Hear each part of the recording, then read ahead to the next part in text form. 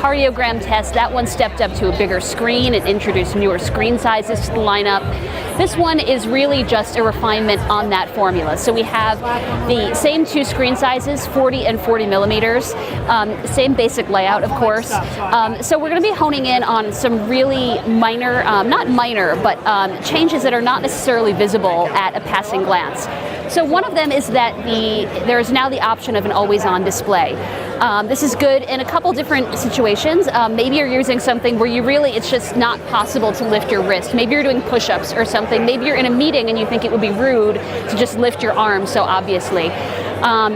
When that's the case, the screen is at a dimmer brightness, but then you can tap it to really awaken it to its full brightness. And as you can see, it is a very bright screen.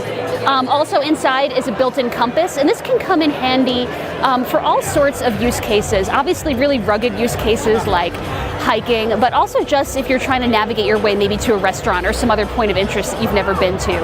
And there are a lot of different ways of getting at the compass. There's a compass complication, there is a standalone app, and you can also use it inside other apps like Apple Maps. You'll see a blue light, similar to Google Maps, letting you know what direction you're facing.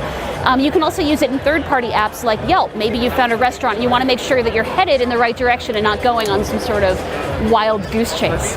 So that's new also. Last new thing, even though the watch itself is fundamentally the same as the one that came before it, you're going to notice some different finish options. So the one that I'm highlighting here is a new ceramic model. Apple had ceramic finishes a long time ago. It discontinued them and now it's brought them back. As you can see, it's this gorgeous all-white case here. It is very expensive. The ceramic model starts at $12.99. If you don't want to spend that much money, the other options are aluminum at the entry level, then stainless steel, and then titanium.